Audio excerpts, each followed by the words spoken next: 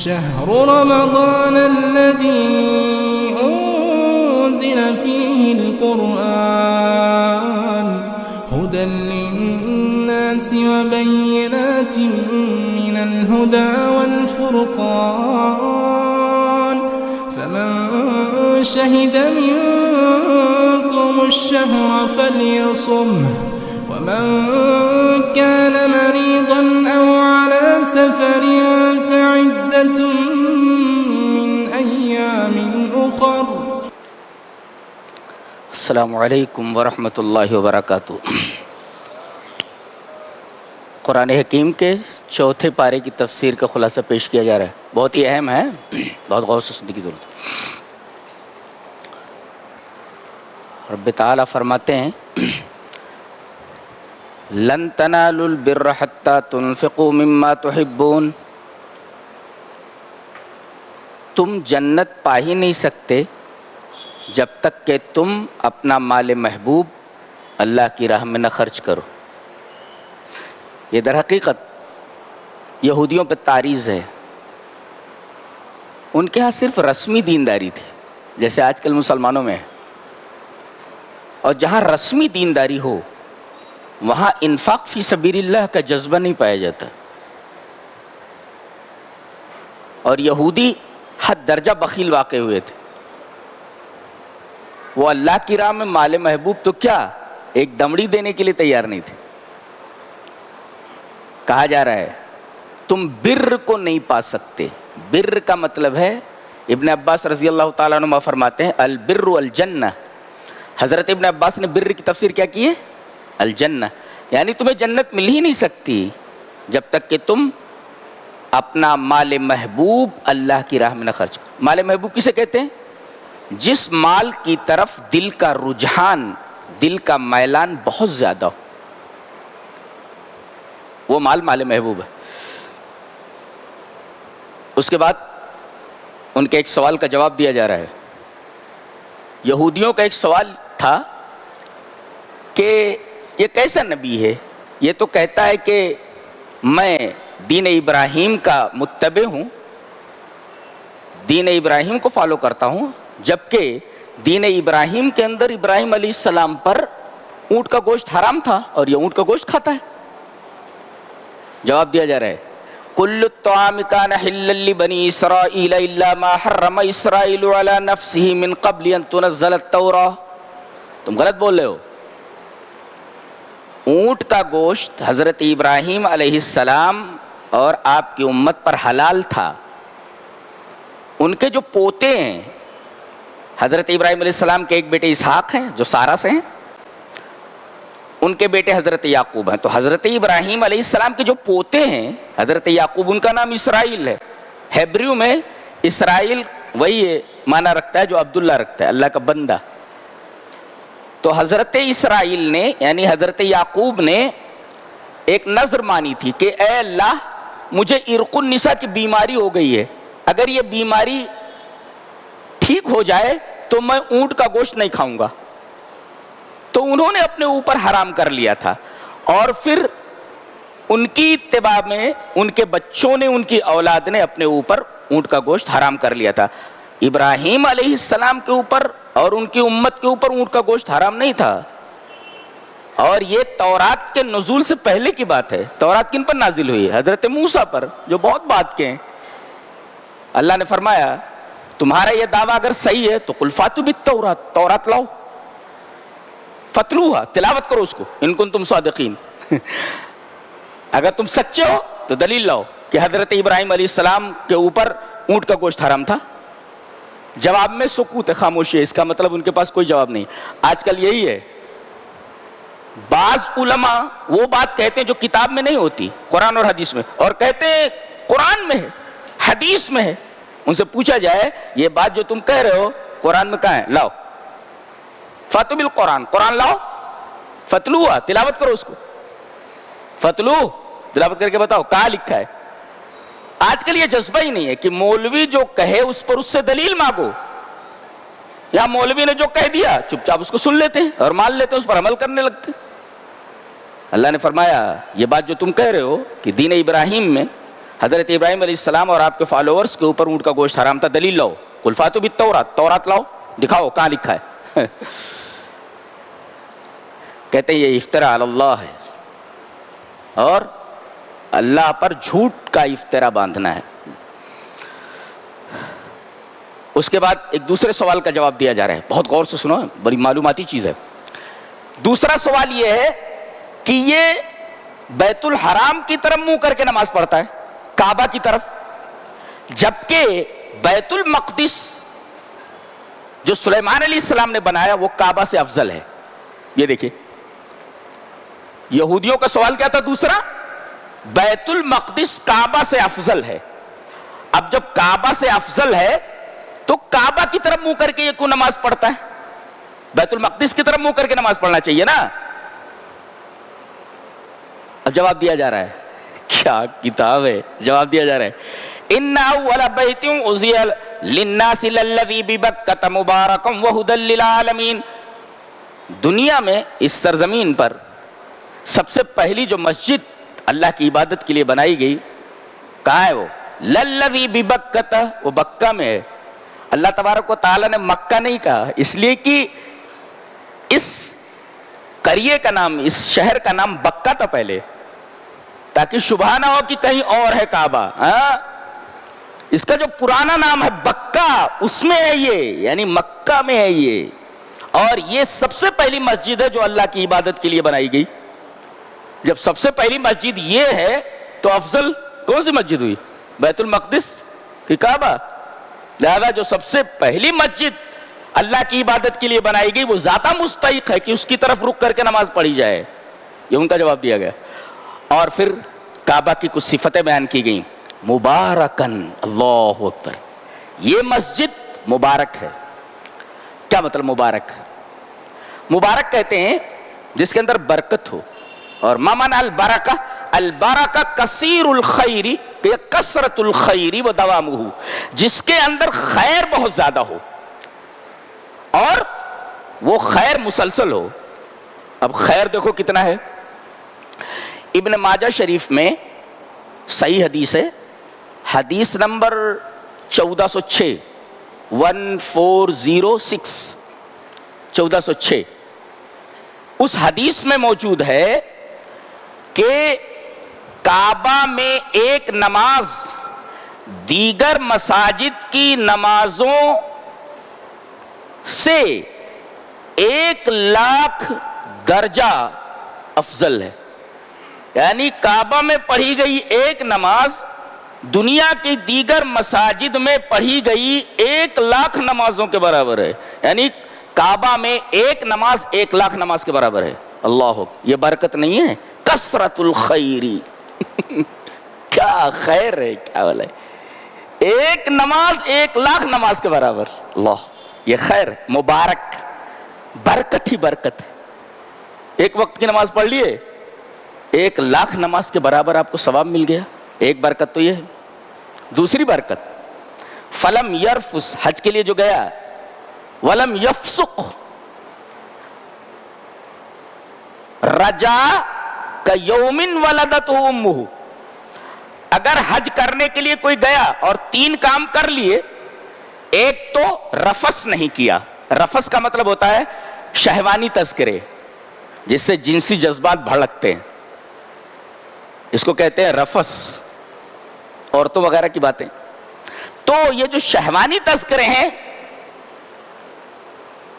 Vulgar قسم کی باتیں، اس سے بچا. اور فسوق، اللہ نے جن جن چیزوں کے کرنے سے منع کیا ہے ان کو نہیں کیا، یعنی کوئی معصیت نہیں کی، کوئی برائی نہیں کی. اور تیسرے والا جدال، جدال کا مطلب ہاتھا پائی، مار پیٹ یا زبانی حجت و تکرار. یہ 3 چیزیں اگر نہیں کی، رفس نہیں کیا، فسوق نہیں کیا اور جدال نہیں کیا، تو رجا کیوم ولدتہ امہ، اس طرح لوٹ کر آئے گا جیسے ایک بچہ جس دن پیدا ہوتا ہے معصوم ہوتا ہے، کوئی گناہ نہیں ہوتا اس کے اوپر.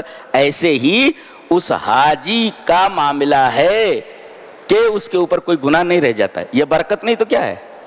ایک حج کے اندر پوری زندگی کا گناہ معاف کر دیا گیا، پوری زندگی کے گناہ معاف کر دیے گئے.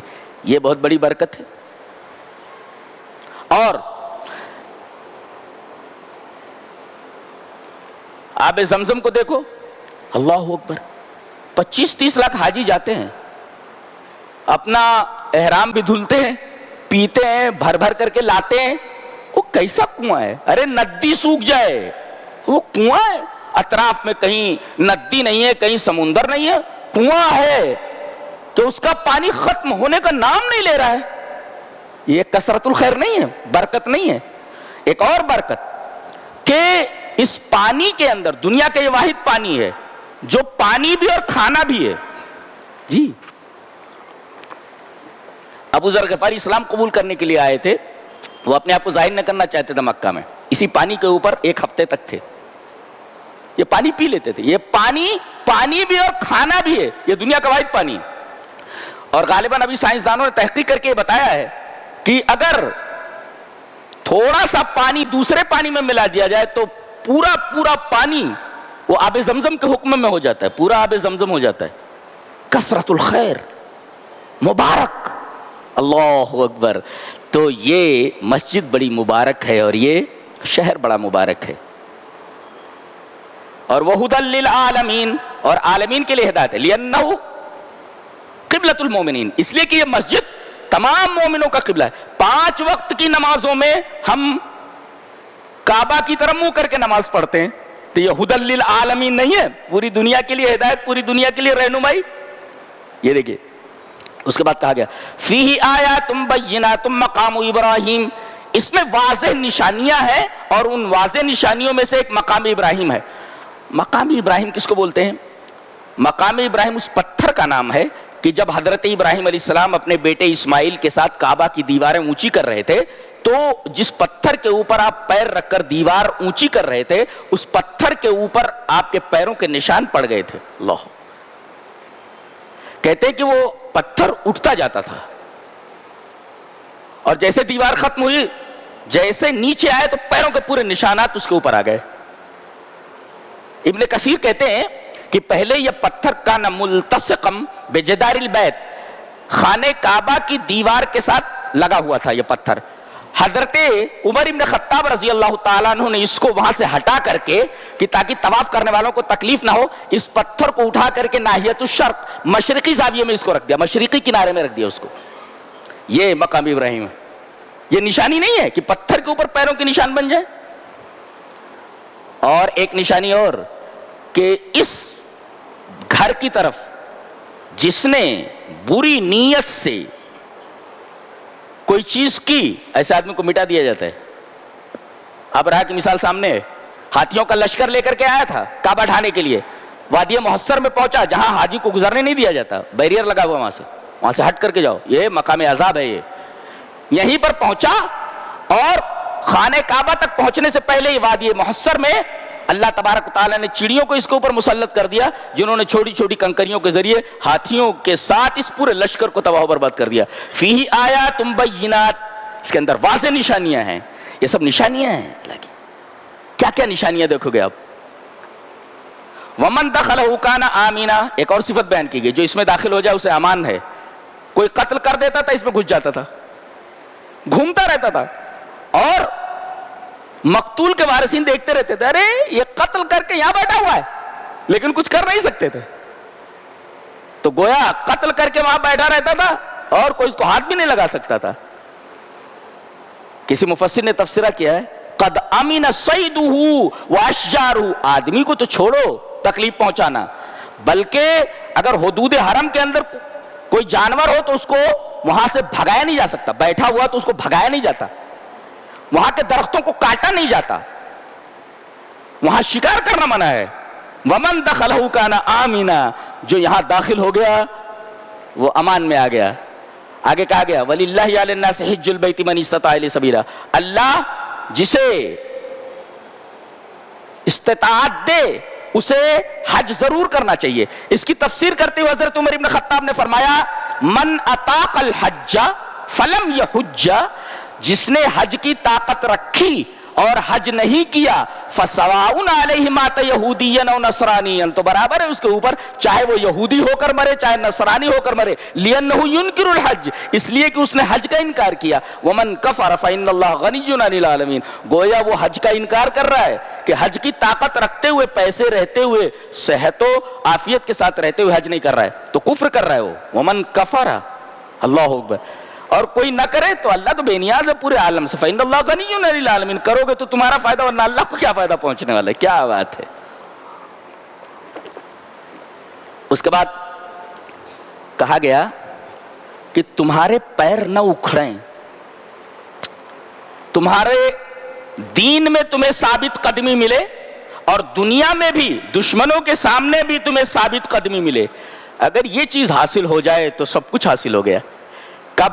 جب 5 چیزیں پائی جائیں، بتایا جا رہا ہے آگے۔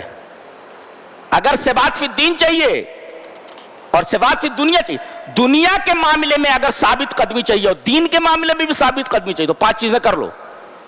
کیا بیان کیا گیا؟ 5 چیزیں کیا ہیں؟ تقوی، یا ایھا الذین آمنوا اتقوا اللہ حق تقاتہ ولا تموتن الا وانتم مسلمون۔ ایک تو تقوی، گنو 5 چیزیں۔ تقوی، واعتصموا بحبل اللہ جميعا، سب مل کر کے اللہ کی رسی کو مضبوطی سے تھام لو۔ اللہ کی رسی کتاب اور سنت۔ رسی کیسے بٹی جاتی ہے؟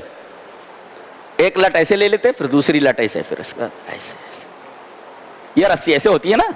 اس کا مطلب صرف قرآن نہیں ہے، قرآن کے ساتھ حدیث بھی ہے، ورنہ رسی نہیں ہوگی نا۔ رسی کیسے ہوگی؟ رسی ایسے بٹی جاتی ہے نا۔ دیکھو، ایک لٹ یہ لے لی اور ایک لٹ یہ ایسے، یہ رسی ہے یہ۔ تو ایک قرآن ہے، ایک حدیث ہے، کتاب و سنت۔ تو پہلے تقوی ہے، یا ایھا الذین آمنوا اتقوا اللہ، تقوی، اور دوسرے واعتصموا بحبل اللہ، اللہ کی رسی، التمسک بالکتاب والسنہ، قرآن و سنت کو مضبوطی سے پکڑو۔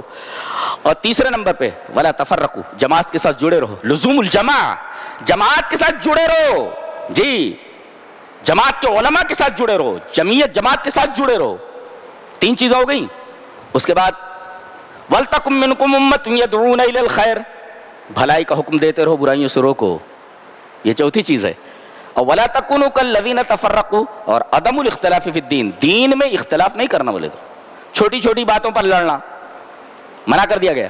یہ 5 چیزیں اگر ہیں تو دین میں بھی آپ کو ثابت قدمی، ثبات کس کو بولتے ہیں؟ ثبات، اسٹیبلٹی، فرمنس، آدمی فرم ہو جاتا ہے، اسٹیبل ہو جاتا ہے۔ تو ثبات مینس اسٹیبلٹی، فرمنس۔ تو آدمی کو اسٹیبلٹی مل جاتی، فرمنس مل جاتا، جم جاتا، کندہ دین کے اندر اور دنیا کے اندر۔ یہ 5 چیزیں اگر آ جائیں تو یہاں بڑا بہترین نقطہ بیان کیا گیا ہے۔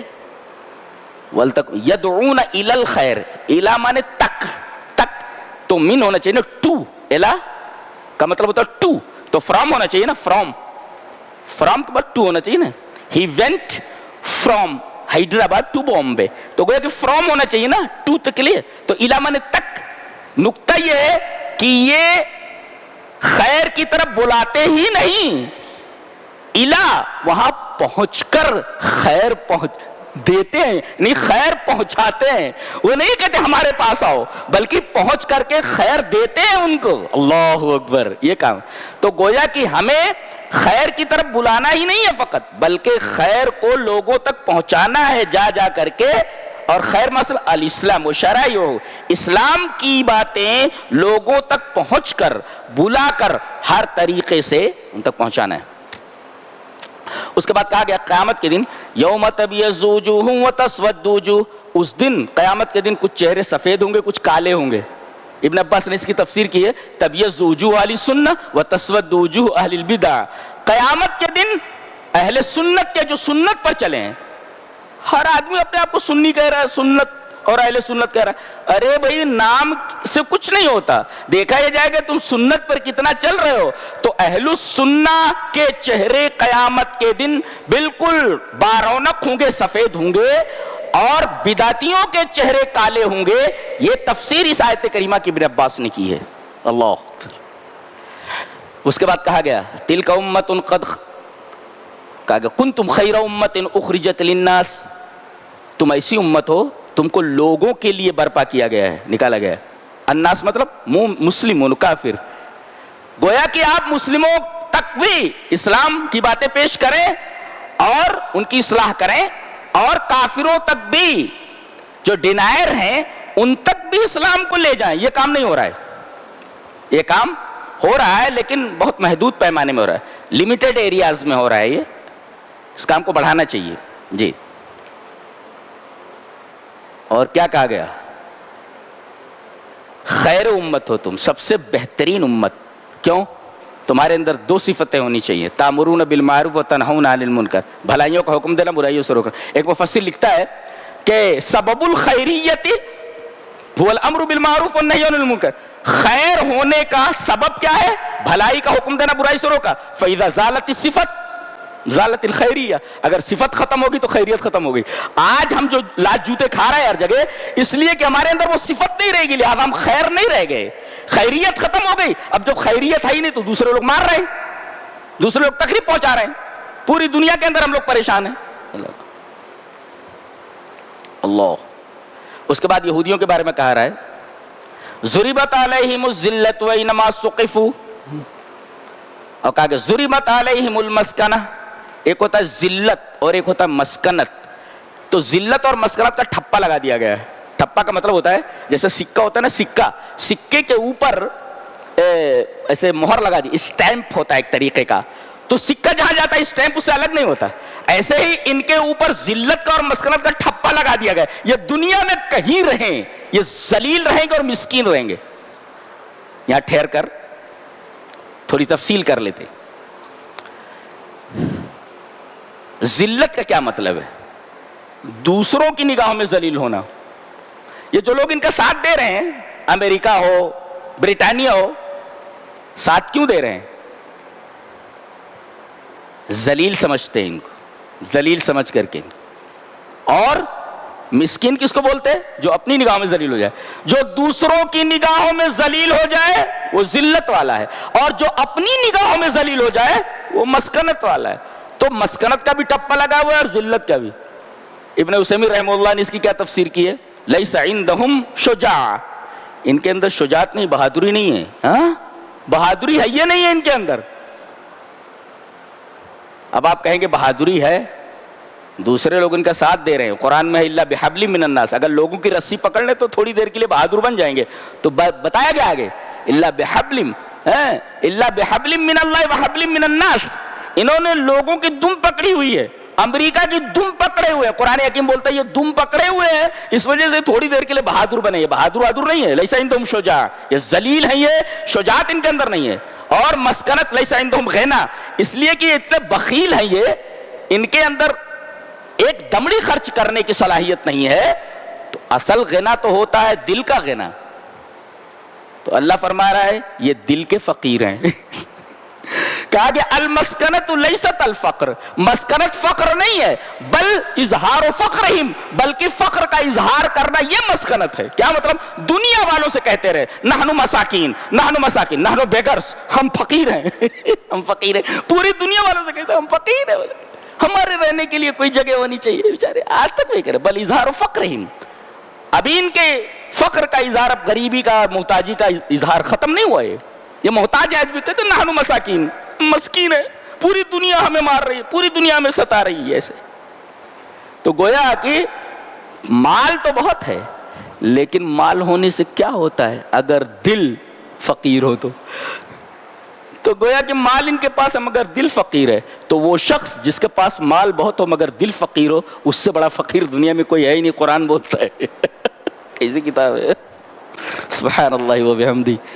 بھرا پڑا ہو مال مگر اللہ کی راہ میں خرچ نہ کرے, دل کا فقیر ہو, تو اس سے بڑا فقیر, اس سے بڑا پھٹیچر کون ہو سکتا ہے کہ بھرا پڑا ہے اور 1 روپیہ اللہ کی راہ میں دینے کے لیے تیار نہیں ہے. گویا کہ اصل غنا جو ہے دل کا غنا ہے, اصل امیری دل کی امیری ہے. بھرا پڑا رہے 1 روپیہ اللہ کی راہ میں نہ دے, تو اس سے بڑا غریب, اس سے زیادہ پھٹیچر اور اس سے زیادہ ڈیڈ بیٹ اور اس میں بڑا بیگر کوئی ہے ہی نہیں.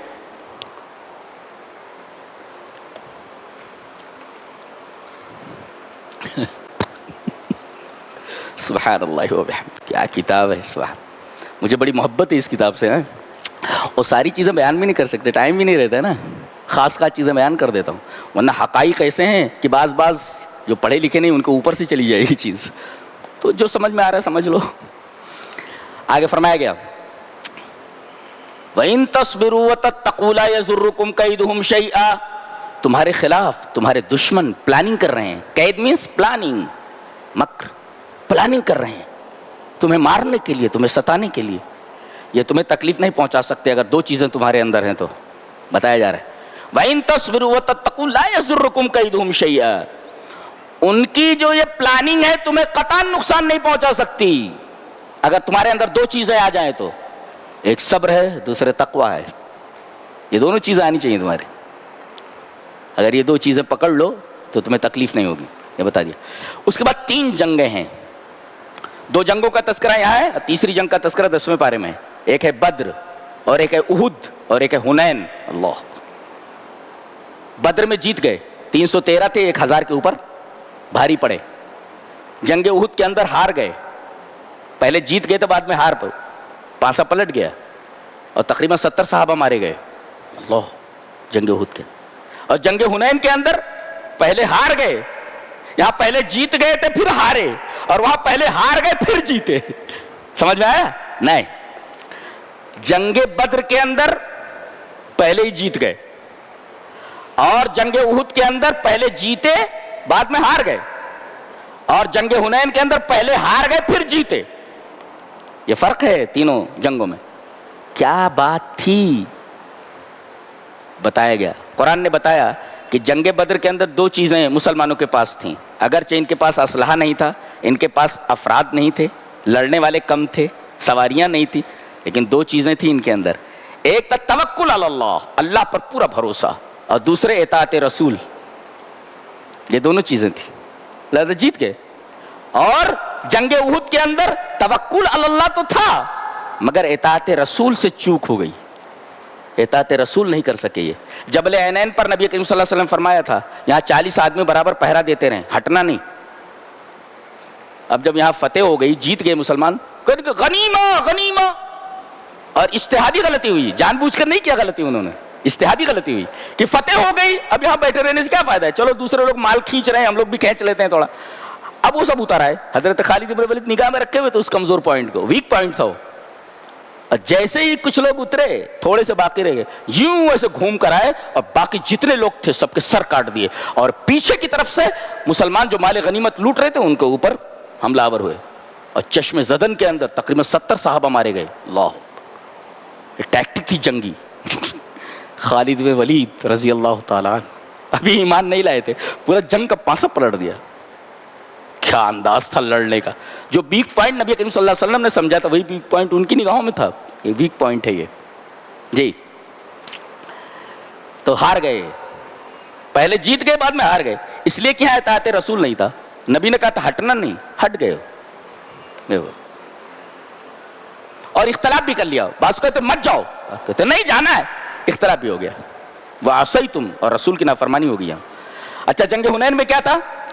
علامہ احسان علیہ زیر کہتے ہیں کہ جیسے ہی 12,000 کا یہ لشکر، وہ 10,000 جو آیا تھا مکہ میں، 2,000 اور آگے تھے ساتھ میں، تو یہ 12,000 کا لشکر جیسے ہی وادی حنین میں اترا، وہاں بیٹھے ہوئے کمین گاہوں کے اندر جو تیر انداز تھے، وہاں کے قبیلے حوازن کے لوگ جو ہے بڑے بہترین تیر انداز تھے، بڑے قدر انداز تھے. ان کو تیروں کی باڑ پر رکھ لیا.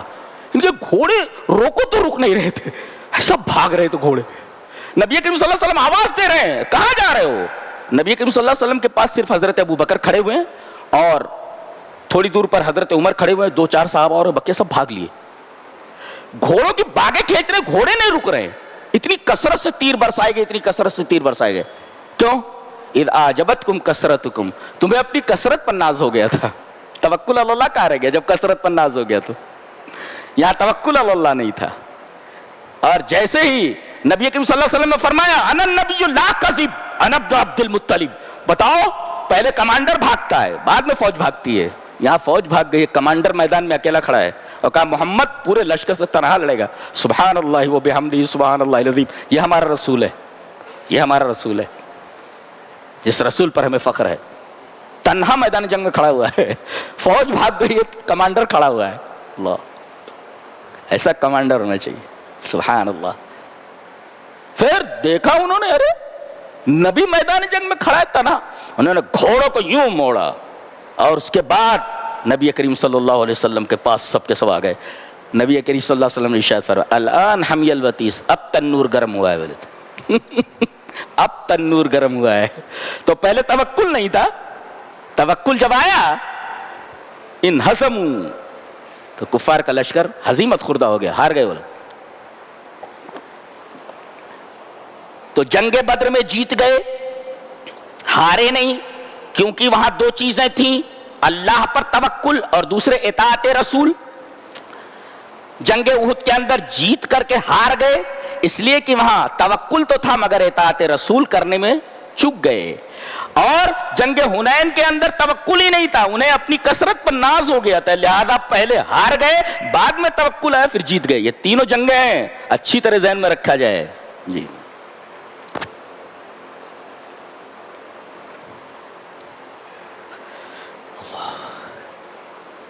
کہتے وَسَارِعُوا إِلَىٰ مَغْفِرَةٍ مِّن رَّبِّكُمْ وَجَنَّةٍ. ہر چیز میں رک کر کے دیکھنا چاہیے، دھیرے چلنا چاہیے. عجلت اسلام میں ناپسندیدہ ہے، یہاں تک کہ نماز میں بھی دوڑ کر کے نہیں آنا چاہیے. ابو بکرہ نماز میں دوڑ کر کے آئے تھے نا، نبی کریم صلی اللہ علیہ وسلم کا احساس ہو گیا، آپ نے فرمایا من السائی، یہ دوڑتا ہوا کون نماز میں شامل ہوا ہے؟ ابو بکرہ نے کہا اللہ کے رسول میں. کہا کہ سکینت اور وقار کے ساتھ آیا کرو، جتنا ملے اتنا پڑھ لو اور جو نہ ملے اس کو پورا کر لو. نماز تک میں سکینت ہے، آرام سے. لیکن یہ جنت میں پہنچنے کے لیے کوئی رفتار مقرر نہیں کی گئی.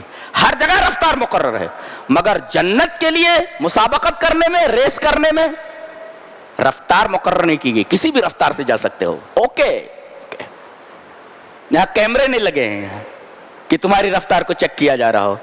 ہر جگہ کیمرے لگے ہوئے ہیں جو آپ کی رفتار کو چیک کر رہے ہیں. لیکن جنت کی طرف جانے والا راستہ، اس پر کوئی بھی کیمرہ لگا ہوا نہیں ہے. کتنی اسپیڈ میں جانا چاہے تو چلے جاؤ، ایکسیڈنٹ ہوتا ہی نہیں. وہی کہا جا رہا ہے وسارعوا، ریس کرو، بہت تیزی سے جاؤ. وسارعوا، اس راستے پر کوئی کیمرہ لگا ہوا نہیں ہے، بالکل کھلا راستہ ہے، چلتے چلے جاؤ. اسپیڈ اسپیڈ اینڈ اسپیڈ، کوئی کیمرہ نہیں ہے.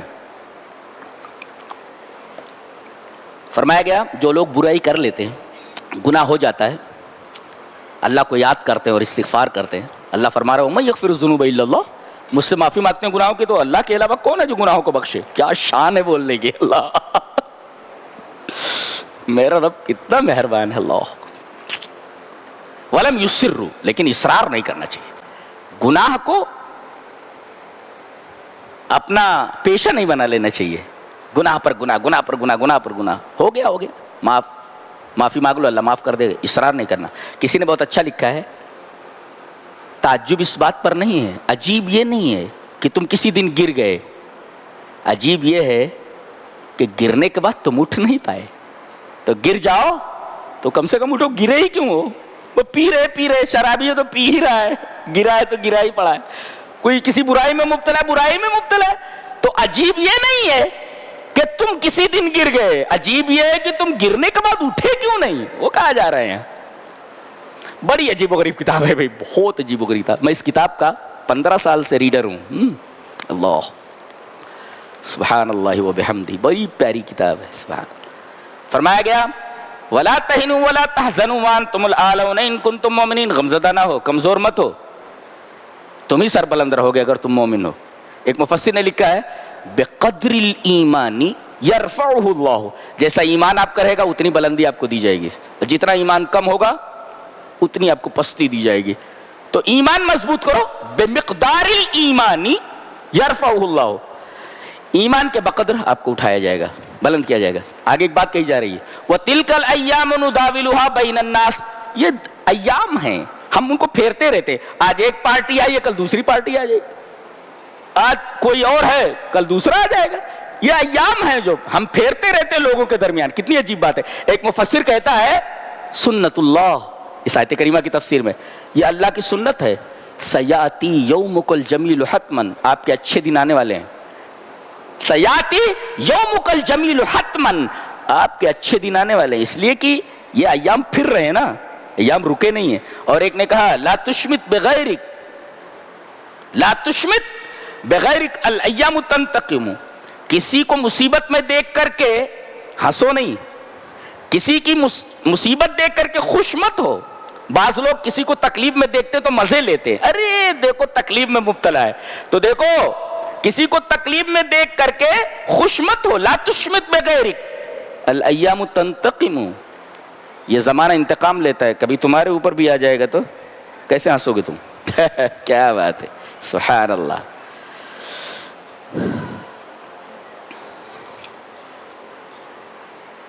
اس کے بعد کہا گیا فآتاہم اللہ ثواب الدنیا, ہم نے ان کو دنیا میں بدلہ دیا, وحسن ثواب الآخرہ, اور آخرت کے ثواب کا حسن دیا. دنیا میں ثواب دیا اور آخرت میں حسن ثواب دیا. دیکھو دنیا کے اندر بدلہ دینے کی بات آئی تو حسن نہیں کہا گیا, لیکن آخرت کے ثواب دینے کی بات آئی تو حسن کہا. اس کا مطلب دنیا میں جتنی چیزیں نعمتیں مل رہی ہیں وہ حسین نہیں, اچھی نہیں ہیں. جنت میں آؤ ساری نعمتیں انتہائی حسین ہیں. اسی وجہ سے دنیا کے بدلے کی بات آئی تو وہاں حسن نہیں ہے, بلکہ جہاں آخرت کی بات آئی وہاں حسن ہے. گویا کہ جنت کی نعمتوں کے مقابلے میں یہاں کی جتنی نعمتیں ہیں سب کی سب حسین کہنے کے لائق ہی نہیں ہیں, حسین نہیں کہا جا سکتا ان کو. اللہ اکبر. تو حسین چیزوں کی طلب میں لگ جاؤ, کیا بات, سبحان اللہ.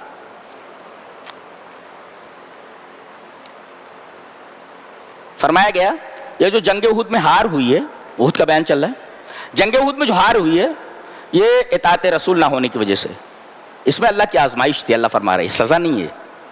بعض لوگوں نے کہا یہ سزا ہے, بعض لوگ کہتے ہیں آزمائش ہے, دونوں مان لو.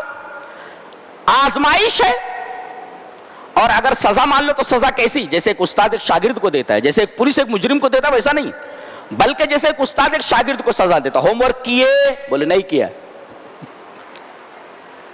وہ کہتے ہیں کہ ایک صاحب تو عمرہ کرنے گئے تھے وہیں رہ گئے, 2 سال تک رہ گیا, پکڑا نہیں گیا, متووں کی نگاہوں سے بچتا رہا ہو, اور خوب کمایا اس نے, خوب گھر بار بنوا لیا. ایک دفعہ اس کے دوستوں نے کچھ پیسہ دیا, کہا جا کر کے بازار سے سبزی لیا, 7 گھنٹے ہو گئے نہیں آیا. ان لوگوں نے کھانا وانا کھا لیا, اپنی ڈیوٹی پر چلے گئے. بعد میں اس کا فون آیا, یعنی لوگوں نے کہا بھائی کہاں ہے تو؟ بولے بمبئی ایئرپورٹ پہ ہوں. بولے بمبئی کہاں پہنچ گیا؟ ارے بولے متووں کی نگاہ سے بچ نہیں پایا, فرسٹ فلائٹ سے بھیج دیا گیا ہے کہ کہیں یہ پھر نہ بھاگ جائے اور 2-4 سال اور رہ جائے, اس کو فرسٹ فلائٹ سے بمبئی بھیجو, اس کو راہ الى بمبئی. بولے اس کو دیکھا سبزی خرید رہا ہے, متوے سمجھ گئے, کہا تعال یا محمد, نبی کے نام سے بلاتے, اس کا نام معلوم نہیں ہوتا. میں نقامہ, قامہ کدھر؟ بولے معافی قامہ کا, ارکب السیارہ, گاڑی میں بیٹھ, گاڑی میں بیٹھ, سیدھے ایئرپورٹ.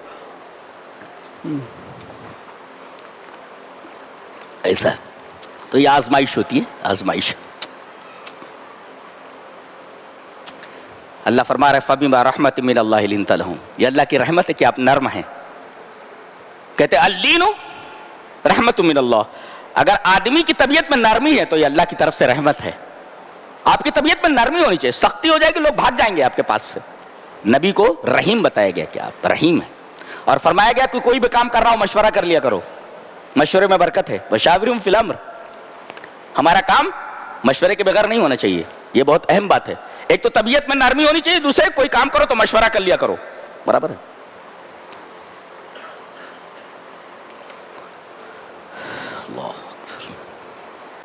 اللہ اکبر.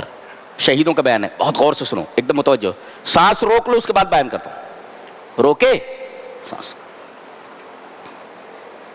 وَلَا تَحْسَبَنَّ الَّذِينَ قُتِلُوا فِي سَبِيلِ اللَّهِ أَمْوَاتًا. مقام شہادت کا تصور, اسلام میں شہادت کا تصور کیا ہے؟ جو لوگ اللہ کی راہ میں قتل کر دیے گئے انہیں مردہ مت کہو.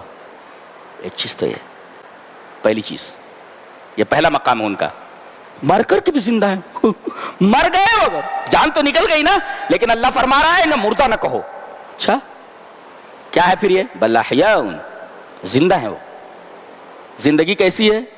تمہاری زندگی نہیں ہے, کوئی اعلیٰ قسم کی زندگی ہے, تم شعور بھی نہیں کر سکتے, سمجھ میں نہیں ہے, تو انہیں مردہ مت کہو. ایک احیاء, زندہ ہیں, زندگی کیسی ہے معلوم نہیں. عند ربہم, تیسرے یہ اپنے رب کے پاس ہیں. یہ اے اپنے رب کے پاس ہیں, کیا عرش کے نیچے قندیلیں لٹک رہی ہیں, اور شہداء کی روحوں کو سبز پرندوں کے اندر رکھ دیا گیا جوف میں, اور یہ دن بھر گھومتے رہتے ہیں کہاں؟ جنت میں, کھاتے پیتے رہتے ہیں. اور اس کے بعد جب شام ہوتی ہے, جنت میں بھی شام ہوتی ہے, اے جنت کی شام کیا بولتے اے, اور قندیلیں جو لٹک رہی ہیں عرش سے, اس میں جا کر بسیرا کرتے ہیں. اب اللہ کا عرش ہے, نیچے قندیلیں لٹک رہی ہیں, تو عرش سے تو بالکل قریب ہے نا, عند ربہم, اللہ کے قریب ہے نا, عند رب اللہ. یرزقون, ان کو کھانا دیا جاتا ہے. اب کیسا کھانا دیا جاتا معلوم نہیں, یہ 4 صفتیں بیان کی گئی. فرحین بما آتاہم اللہ من فضلہ, یہ خوش ہے اللہ نے جو ان کو فضل دیا ہے. ایک ہوتا عدل, ایک ہوتا فضل. عدل کا مطلب جتنا کام کیا اتنی مزدوری. دن بھر کتنا طے ہوا ہے کام کا؟ کام کی مزدوری کتنی طے ہوئی؟ 100 روپے. 100 روپے دے دیں اگر تو یہ عدل ہے, اور 200 دے دیں تو یہ فضل ہے. اللہ فرما رہا ہے کہ استحقاق سے زیادہ ان کو دے دیا گیا ہے. عدل تو کیا ہی گیا, مگر فضل کیا گیا ان کے ساتھ. فرحین, یہ خوش ہیں. یہ اللہ نے, اچھا یہ خوش ہیں مگر ماتم کر رہے ہیں لوگ, وہ خوش نہیں ہیں. یہ خوش ہیں, شہید ہیں, حضرت حسین ہیں, حضرت حسن ہیں, سب شہید ہیں. یہ خوش ہیں مگر یہ ماتم کرنے والے خوش نہیں بیچاری. یہ عجیب و غریب بات بولے تو. فرحین بما آتاہم اللہ من فضلہ, اللہ نے جو انہیں فضل عطا کیا اس پر یہ خوش ہیں. یہ اچھا. وَيَسْتَبْشِرُونَ بِالَّذِينَ لَمْ يَلْحَقُوا بِهِم مِّنْ خَلْفِهِمْ أَلَّا خَوْفٌ عَلَيْهِمْ وَلَا هُمْ يَحْزَنُونَ يَسْتَبْشِرُونَ بِنِعْمَةٍ مِّنَ اللَّهِ وَفَضْلٍ وَأَنَّ اللَّهَ لَا يُضِيعُ أَجْرَ الْمُؤْمِنِينَ. خوش ہیں اللہ نے جو فضل دیا. وَيَسْتَبْشِرُونَ, اور خوش ہو رہے ہیں کس بات پر؟ ان لوگوں کی طرف سے خوش ہو رہے ہیں. لم يلحقوا بهم من خلفهم, جن کو چھوڑ کر گئے ہیں وہ اپنے پیچھے, اور جو دین کے کام میں لگے ہوئے ہیں. یہ تو دین ہی کے لیے مرے ہیں نا, دین کے لیے شہید ہوئے ہیں. اور اللہ نے انہیں بتایا ہے کہ جن کو تم پیچھے چھوڑ کر کے آئے, تمہاری بیٹی, تمہارا بیٹا, تمہارے رشتہ دار, تمہارے دوست, تمہارا باپ, تمہارے رشتہ دار, سب اسی کام میں لگے ہوئے ہیں, دین کے کام میں. اللہ کے دین کے لیے تم نے جان دی نا, تو یہ لوگ میرے دین کے کام میں لگے ہوئے ہیں, تو وہ خوش ہو رہے ہیں. آ جاؤ, آ جاؤ, ہم تو آ گئے. ہم نے اپنی آنکھوں سے اللہ کی نعمت دیکھ لی ہے. بنعمت من اللہ, اللہ کی نعمت ہم نے اپنی آنکھوں سے دیکھ لیا ہے. اب ہم تو سن رہے ہیں نا کہ اللہ کی نعمت کیا ہے, اللہ کا فضل کیا ہے, پتہ نہیں. شہیدوں نے دیکھ لیا ہے اللہ کی نعمت کیا ہے اور اللہ کا فضل کیا ہے, اور وہ خوش ہو رہے ہیں کہ میرے بعد میرے پیچھے جو لوگ دین کا کام کر رہے ہیں, ہم لوگ دین کے لیے مر کر آ گئے, جو لوگ دین کے کام میں لگے ہوئے ہیں ان پر خوش ہو رہے ہیں ان کی طرف سے کہ ہم نے تو اللہ کی نعمت دیکھ لی ہے, اللہ کا فضل دیکھ لیا ہے, تم کب آ رہے ہو؟ آ جاؤ, نعمتیں تیار ہیں تمہارے لیے, اللہ کا فضل تمہارے لیے تیار ہے. استبشرون بنعمت من اللہ وفضل. دین کے لیے ہم لوگ مر کر آ گئے, تم لوگ دین کے کاموں میں لگے ہوئے ہو, آ جاؤ. ہم نے اللہ کی نعمت اپنی آنکھوں سے دیکھ لی, اللہ کا فضل اپنی آنکھوں سے دیکھ لیا, تم بھی آ جاؤ. اللہ کی یہ نعمتیں تمہاری منتظر ہیں, اللہ کا یہ فضل تمہارا منتظر ہے. اور اللہ خوف علیہم ولا هم يحزنون, تمہیں کوئی خوف نہیں, تمہیں کوئی غم نہیں. دنیا میں تمہیں بہت ڈرایا گیا, دنیا میں تمہیں بہت تکلیف دی گئی, حزن دیا گیا, آ جاؤ, یہاں کوئی خوف نہیں ہے, کوئی غم نہیں. سبحان اللہ و بحمدہ, سبحان اللہ.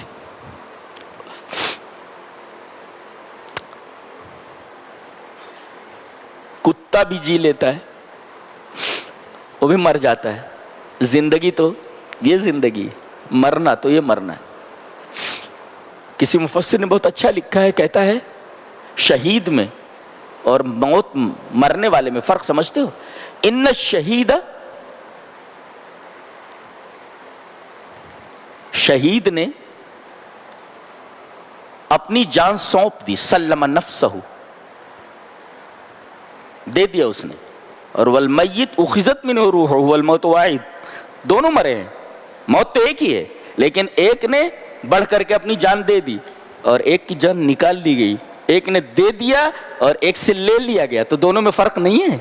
شہید نے اپنی جان دے دی, لے میرے رب تیری راہ میں میری جان قربان ہے، دے دیا اس نے، اور ایک مرنے والا ہے اس سے تو لے لیا گیا. تو یہ دینے والا لینے والا لیا جانے والا دونوں میں فرق نہیں ہے. موت ایک ہی ہے مگر دونوں میں کتنا فرق ہے، اور اس فرق کو یہاں بیان کر دیا گیا. کتنی صفتیں ہیں، یہ مرے نہیں، ان کو مردہ نہیں کہہ سکتے آپ. دوسرے یہ زندہ ہیں، تیسرے یہ اپنے رب کے پاس ہیں، چوتھے یہ رزق پا رہے ہیں، دوسرے خوش ہیں. اللہ تعالیٰ نے بہت بڑا فضل عطا کیا ہے اور بہت خوش ہو رہے ہیں جب انہیں بتایا جا رہا ہے کہ تمہارے پیچھے جو لوگ ہیں یہ سب دین کے کام میں لگے ہوئے ہیں. تو خوش ہوتے ہیں، کہتے ہیں آ جاؤ، تم نے جو نعمتیں نہیں دیکھی ہم نے دیکھ لی ہیں، تم نے جو فضل اللہ کا دیکھا نہیں دیکھا ہے وہ ہم نے دیکھ لیا، آ جاؤ نا، نعمتیں تمہاری منتظر ہے، اللہ کا فضل تمہارا منتظر ہے. اللہ یہ دیکھ چکے ہیں سب، ہم لوگوں کو دیکھنا ہے. تو دین کا کام کریں گے نا. ہاں دین کا کام کریں. بڑے عجیب لوگ ہیں یہ لوگ، بہت عجیب ہیں سب، بہت عجیب لوگ ہیں. اس کے بعد کہا جا رہا ہے کہ جنگ احد کے اندر ہار گئے، ابھی زخم تازہ ہی ہے، زخمی ہیں کچھ لوگ، تھکے ہوئے ہیں. اور ایک پروپیگنڈسٹ نے، پروپیگنڈا بہت خطرناک چیز ہوتی ہے، یہ غالباً قریش مکہ نے، مکہ کے قریش کے لوگوں نے ایک آدمی کو تیار کیا تھا جس کا نام نعیم ابن مسعود الاشجعی ہے. بہت بڑا پروپیگنڈا کرنے والا تھا، جیسے آج کل ہماری یہ واہیات قسم کی میڈیا ہے غلط خبروں کو ریلیز کرنے میں، ویسے ہی تھا یہ ہماری میڈیا کی طرح، غلط میڈیا کی طرح. اس کو لگا دیا قریش مکہ اور کہا آ کر کے اس نے ان الناس قد جمعوا لكم فاخشوهم، ارے لوگ پورے ساز و سامان کے ساتھ آ رہے ہیں تمہیں صفحہ ہستی سے مٹانے کے لیے، تم بچو گے نہیں. احد میں بچ گئے نا، اب تیاری کر کے آ رہے ہیں وہ لوگ پورے ساز و سامان کے ساتھ. اللہ فرما رہا ہے فزادہم ایمانا، موت آ رہی ہے، ڈرنے کے بجائے ان کا ایمان بڑھ گیا. صحابہ کی عظمت کے لیے یہی جملہ کافی ہے. ہمیں صحابہ سے کتنی محبت کرنی چاہیے، اندازہ لگا سکتے ہیں آپ. موت کو اپنے سامنے دیکھ کر کے، موت کا نام سن کر کے کہ آ رہے ہیں تمہیں مارنے کے لیے، پوری تیاری کے ساتھ آ رہے ہیں، تو ڈرنے کے بجائے وہ کہہ رہے فخشوہم، تو ڈرو، ڈرنے کے بجائے فزادہم ایمانا، ان کا ایمان بڑھ گیا. تو ہمیں ڈرنے کی کیا ضرورت ہے؟ جب ایسی کوئی خوف کی چیز سنے تو ہمیں ڈرنا نہیں چاہیے، بلکہ ہمارا ایمان بڑھ جانا چاہیے اور بولنا چاہیے حسبنا اللہ و نعم الوکیل، اللہ ہمارے لیے کافی ہے اور بہترین وکیل ہے. کہتے ہیں کہ جب حضرت ابراہیم علیہ السلام کو آگ میں ڈالا گیا، وَكَانَ آخِرُ قَوْلِ إِبْرَاهِيمَ حِينَ أُلْقِيَ فِي النَّارِ، جس وقت حضرت ابراہیم کو آگ میں ڈالا گیا ان کا آخری کلمہ یہی تھا، کیا؟ حسبی اللہ و نعم الوکیل. جب حسبی اللہ و نعم الوکیل کہہ دیا تو آگ نہیں جلا سکی، تو حسبنا اللہ و نعم الوکیل. کسی مفسر نے بہت اچھا لکھا ہے کہ اذا ارہبک الناس فردد ما قالہ محمد صلی اللہ علیہ وسلم واصحابہ حين قيل لهم ان الناس قد جمعوا لكم فاخشوهم فزادهم ایمانا فقالوا حسبنا الله ونعم الوکیل. جب تمہیں لوگ ڈرائیں، ارے تمہارے ساتھ یہ ہو جانے والا ہے، تمہارے ساتھ وہ ہو جانے والا ہے، جب تو لوگ ڈرائیں تو تم وہی کہو جو محمد صلی اللہ علیہ وسلم اور صحابہ نے کہا تھا. جب ان سے کہا گیا کہ لوگ جمع ہو رہے ہیں تم کو صفحہ ہستی سے مٹانے کے لیے، کیا کہو؟ حسبنا اللہ ونعم الوکیل. ہم کو ڈرنے کی ضرورت نہیں. کیا پیاری پیاری بات ہے، کتنی دل کو تسلی ہوتی ہے. زیادہ سے زیادہ کیا ہو سکتا ہے؟ موت آ سکتی ہے نا، موت آ سکتی. وہ تو انتظار میں ہے وہ لوگ، آؤ، تم نے نعمتیں نہیں دیکھی ہیں، کہاں پھنسے ہوئے ہو تم لوگ؟ نعمتیں ادھر ہیں. وہ کیا دنیا کی نعمت ہے جس کے اندر حسن ہے ہی نہیں؟ فآتاہم اللہ ثواب الدنیا وحسن ثواب الاخرہ. اللہ. اس کے بعد فرمایا گیا کامیابی یہ نہیں ہے کہ دنیا میں آپ کامیاب ہو جاؤ. یہاں کی ایک ٹیم جیتتی ہے بعد میں ہارتی ہے، ہار جیت کا مسئلہ لگا ہوا ہے. آج کوئی ہار گیا کوئی جیت گیا، آج کوئی فقیر ہے غنی ہو گیا. اصل ہار جیت کیا ہے؟ قیامت کی ہار جیت ہے. وہاں جو ایک دفعہ ہار گیا ہمیشہ کے لیے ہار گیا، جو جیت گیا ہمیشہ کے لیے جیت گیا. نو آپشن، تیسرا کوئی آپشن نہیں ہے، تیسرا کوئی آپشن نہیں. فرمایا گیا لو کل نفس ذائقۃ الموت، ایک دن سے سب کو مرنا ہے. اللہ فرما رہے وَإِنَّمَا تُوَفَّوْنَ أُجُورَكُمْ يَوْمَ الْقِيَامَةِ، تمہیں قیامت کے دن پورا پورا بدلہ دیا جانے والا ہے. تو فَمَنْ زُحْزِحَ عَنِ النَّارِ وَأُدْخِلَ الْجَنَّةَ فَقَدْ فَازَ، جو جہنم سے بچا لیا گیا اور جنت میں داخل کر دیا گیا، در حقیقت وہی کامیاب ہوا. He became successful. حقیقت میں وہی ہوا. کون کامیاب ہوا؟ فقط فاز. جو جہنم سے بچا لیا گیا اور جنت میں داخل فقط فاز، وہ کامیاب ہو گیا.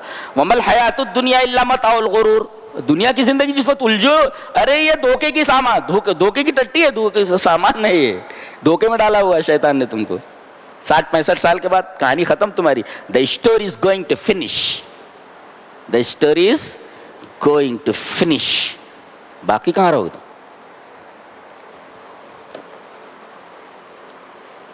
اس کے بعد سورہ نساء ہے. اس میں سب سے پہلے یتیموں کا بیان ہے. یہ سوسائٹی اور معاشرے کا سب سے کمزور طبقہ ہے، باپ نہیں ہے نا. کہا گیا کہ ان کے ساتھ حسن سلوک کرو، حسن سلوک کرو ان کے ساتھ. اگر کوئی آدمی یتیموں کے ساتھ حسن سلوک کرے، نبی کریم صلی اللہ علیہ وسلم نے فرمایا میرے ساتھ جنت میں اس طرح آئے گا. آپ نے دونوں انگلیوں کو سبابہ اور وسطیٰ کو ملا کر کے بتایا، اتنا قریب ہوگا میرے. یہ معاشرے کا سب سے کمزور طبقہ ہے. اور اس میں بتایا گیا کہ جب سب سے کمزور طبقے کی کوئی امداد کرتا ہے تو اس سے اوپر کے طبقے کی ضرور امداد کرے گا اللہ، یہ بتایا گیا. اس کے بعد فرمایا گیا کہ توبہ ان کی نہیں ہے جو گناہ کرتے رہتے ہیں، بلکہ توبہ کن کی ہے؟ وَلَيْسَتِ التَّوْبَةُ لِلَّذِينَ يَعْمَلُونَ السَّيِّئَاتِ، توبہ ان کی نہیں ہے جو گناہ کرتے رہتے ہیں. حَتَّى إِذَا حَضَرَ أَحَدَهُمُ الْمَوْتُ قَالَ إِنِّي تُبْتُ الْآنَ، فرشتے کو دیکھ لیا تو کہتے ہیں اب ایمان لائے. فرشتے کو دیکھ لینے کے بعد ایمان وہ توبہ معتبر نہیں ہے، ایمان معتبر نہیں ہے، توبہ معتبر نہیں ہے. جب تک فرشتہ دکھتا نہیں، ابھی یہ دکھائی نہیں دے رہے نا، یہ دکھائی دیں گے ایک دن، یہ دکھائی دینے والے. تو فرشتہ دکھائی جب دے جائے، جب تک دکھائی نہیں دے رہا ہے تب تک توبہ کا دروازہ کھلا ہے. دکھائی دے گیا توبہ کا دروازہ سلامڈ شٹ، بند ہو گیا. تو فرمایا گیا کہ انما التوبۃ علی اللہ للذین یعملون السوء بجہالۃ، نادانی سے کر لیتے ہیں کوئی گناہ، ثم یتوبون من قریب، جلد ہی توبہ کر لیتے ہیں. اس کی تفسیر کی گئی ہے کہ جلد کا کیا مراد ہے، قریب سے کیا مراد. ثم یتوبون من قریب، قریب ہی توبہ کر لیتے ہیں. حضرت ابن عمر کی روایت ہے، اب کہ انشاءاللہ جمعہ کا خطاب زندہ رہے تو توبہ کے اوپر ہے. بہت شاندار عنوان ہے، پہلے ہی پہنچ جاؤ، باہر کھڑا رہنا پڑے گا. تو ثم یتوبون من قریب، قریب ہی توبہ کر لیتے ہیں. قریب توبہ کر لینے کا کیا مطلب ہے؟ اللہ تبارک تعالیٰ توبہ کو قبول کرتا مالم یغرغر، جب تک غرغرہ نہ آ جائے. جب غرغرہ آ گیا تو اب آدمی بول نہیں سکتا، اپنے حالات کو بیان نہیں کر سکتا. اب سامنے فرشتے آ گئے سب اپنے بیان. تو غرغرہ آنے سے پہلے تک ان اللہ یقبل توبۃ العبد ما لم یغرغر، اللہ بندے کی توبہ کو قبول کرتا جب تک غرغرہ نہ آ جائے. تو غرغرہ آنے سے پہلے اگر کسی نے توبہ کر لیا، ثم یتوبون من قریب، سمجھو اس نے تاب من قریب، ان قریب اس نے توبہ کر لیا. لہذا توبہ کے بارے میں بہت محتاط رہو، بی کیئرفل اباؤٹ اٹ. اس لیے کہ کبھی بھی کوئی حادثہ ہو سکتا ہے آپ کو توبہ کی توفیق نہ ہو. لہذا ہمیشہ اللہ سے توبہ کرتے رہو. اور توبہ اللہ کو بہت پسند ہے. اس کی فضیلت کیا ہے جمعہ میں انشاءاللہ بیان. تو یہ رہا چوتھے پارے کا خلاصہ. اللہ تبارک تعالی ہمیں نیک عمل اور اچھی سمجھ کی توفیق عطا فرمائے. وآخر دعوانا الحمدللہ رب العالمین.